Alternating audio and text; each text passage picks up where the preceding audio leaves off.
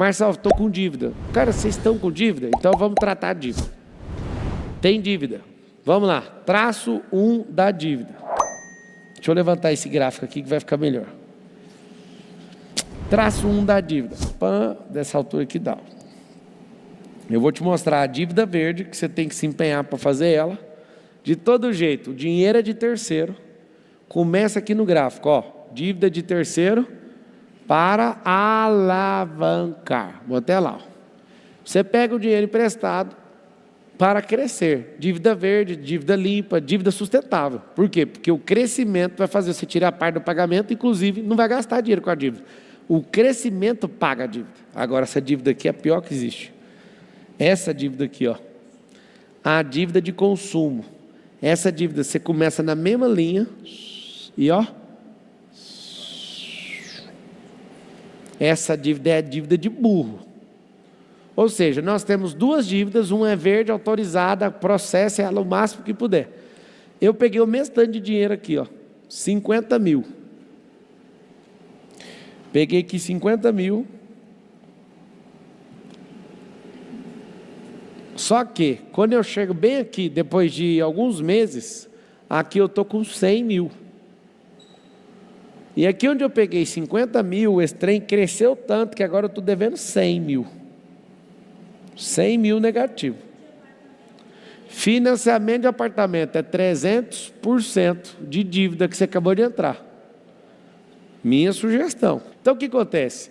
Se eu tenho uma dívida vermelha, essa dívida eu fiz o dinheiro e é uma dívida de otário. Porque eu fiz ela para consumir ou para aparecer para os outros, e essa dívida vai ficar maior e eu não tenho nada nela para pagar ela mesma. Ou seja, ela só vai piorar. Olha o tanto que ela é louca.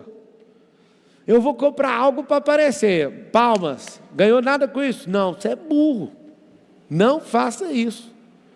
Ah, eu quero comprar o FPV, mas eu nem vou abrir. Você é bobo.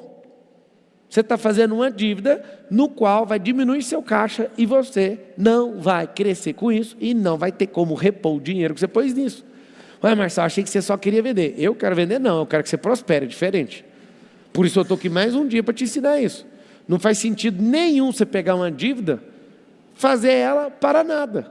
Ou seja, você vai dobrar a dívida, vai sujar o nome, vai fazer uma bosta na sua vida e não vai dar em nada. Agora nós precisamos fazer outra dívida. Por que nós precisamos? Porque todo mundo que é muito próximo faz isso.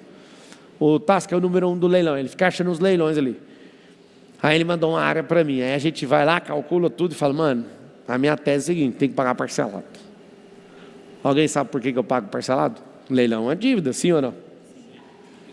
Não, mas isso aí. Você pega uma casa, compra no leilão, põe ela para alugar, termina de pagar as 25, 30 prestação, com parte do aluguel. O aluguel inteiro é parte do pagamento, o restante você completa. Quando termina, vem a glória. Todo o aluguel dali para frente, depois dos 30, é recuperação do dinheiro. Depois o outro contrato é 100% seu dinheiro. Ou seja, você pagou praticamente o imóvel com 3 contratos de aluguel. Quando eu falo 3 contratos, 3 anos de aluguel. Ou duplamente o contrato de 24 meses, você paga, você quita a casa, cara. Porque a casa está a 50% do valor. E aí está o segredo. A dívida de alavancagem, você vai colocar aí, ó. Dívida de alavancagem. Essa dívida é saudável. Faça no limite da sua gestão.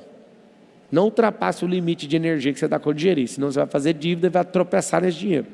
Aqui é dívida de bosta, chama dívida de consumo. Essa DA é a melhor coisa que você faz, porque eu usei ela, fiz ela virar dinheiro. Eu usei mesmo tanto, fiz perder mais dinheiro. Eu saí daqui devendo 50, chego aqui estou devendo 100 mil. Eu saio daqui fazendo a dívida de 50 e estou com 100 mil. Eu pego 50 mil de lucro, deixo 50 no caixa, vou lá e pago isso aqui. E a vida é o seguinte que você vai aprender. Primeiro eu vou tratar de dívida, depois eu falo de riqueza. Dívida de alavancagem é um dos melhores instrumentos para construir riqueza. Um dia perguntaram para o Jorge Paulo Lema assim, ó. Olha lá, sobre dívidas, 53% está com dívidas vencidas. 2, tenho dívidas a vencer. Ou seja, nem precisava ter escrito, porque dívida a vencer não é dívida. O nome disso é vincenda. Não pode ser cobrada, não precisa ser lembrada, não se preocupe com isso. Dívida vencida. Use a técnica do mercado. Todo dono de capital ama te emprestar dinheiro. Inclusive, tem muito capital para ser emprestado e não tem gente o suficiente para pegar isso. Tem, é só sair dando para os outros numa fila no meio da rua. Não, aí também não. Eles querem garantia ou eles querem pelo menos ferrar com o seu nome, se você não der conta de pagar. O mercado gira em torno de inadimplência de 8% a 10%, ou seja, 10% é o dízimo do mercado de gente que não vai pagar. Aí você fala, então, os caras que emprestam dinheiro perdem 10%. De maneira nenhuma. Eles colocam esses 10% no juro que você paga. Então, todo pagador cobra inadimplência. De 8% a 10% é inadimplência do mercado. Mas mesmo assim, eles vão te processar e quer o dinheiro.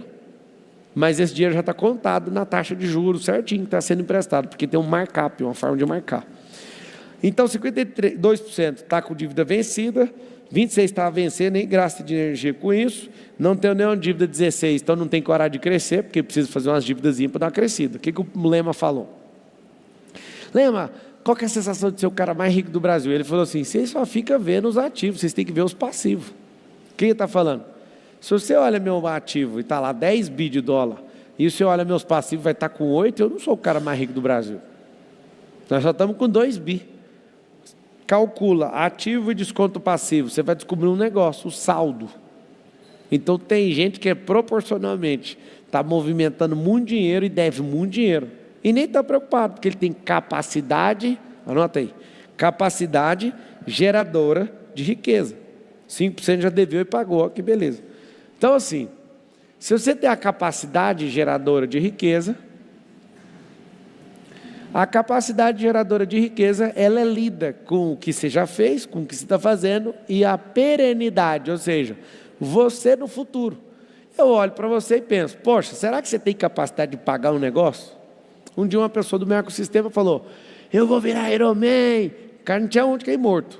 Aí ele falou, eu vou comprar uma bicicleta. Eu falei, compra mesmo, compra uma bicicleta de R$500.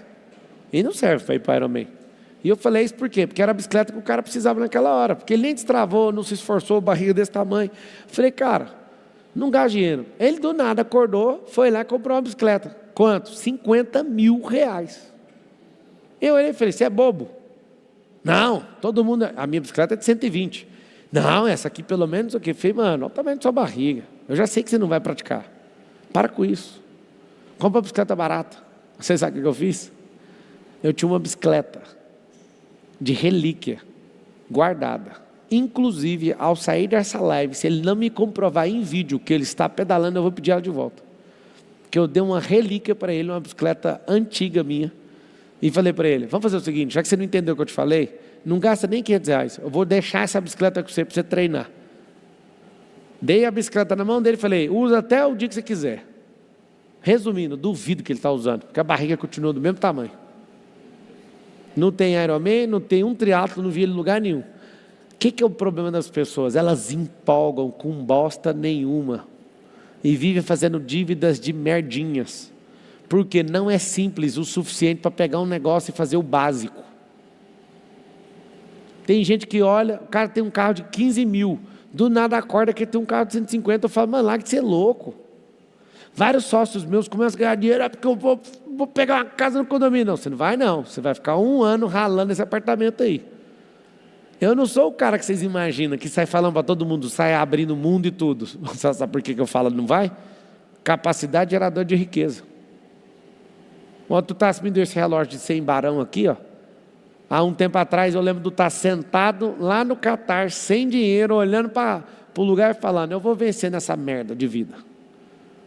E é engraçado, essa data foi no final da Copa do Mundo. Copa do Mundo foi em 2022? 22. Nós estávamos no final da Copa de 2022, o Tasso estava destravando assim, que estava até doendo a vida dele. Eu nunca vou esquecer dele sentado ali. Ah, que merda que é essa, irmão? O cara me deu um relógio de 100 mil ontem. E ele falava para mim, eu vou fazer tal coisa. Eu falava, vai não, você vai travar primeiro. Porque não adianta você sair fazendo as coisas. Ele tinha prometido para ele mesmo, quando eu bater uma quantidade de milhões, eu vou comprar um relógio para mim. Aí ele comprou o primeiro Rolex dele. Eu não dei Rolex para ele. Eu dei para um monte de gente, mas não dei para ele. Engraçado, eu não dei para ele, mas foi ele que me deu o Rolex. Aí na hora que ele pôs o Rolex que ele mais queria, que inclusive é o que eu mais desejei, e dei esse Rolex para o Aloysio, em 2021, é um Rolex que você fica 4 anos na fila para sair, ele compra para ele põe no braço e fala, acho que eu vou dar de primícia para o Marçal. É interessante, quando uma pessoa ela tem a cabeça com a capacidade geradora de riqueza, ela tem coragem de fazer esse tipo de coisa. Quando ela não tem, ela não dá conta. Eu não deixo fazer. Eu não deixo. Eu falo, não, para aí, filho. Você tem que comer mais arroz com feijão. Você tem que ficar mais fortinho. Se é só besteira. Quando eu vejo um bobo fazendo besteira, eu paro. Falo, pode parar. Você não vai para frente, não. Cadê essa capacidade monstruosa de gerar riqueza? Então, dívida não tem segredo. Dívida não tem segredo. A dívida tem que ser verde, sustentável.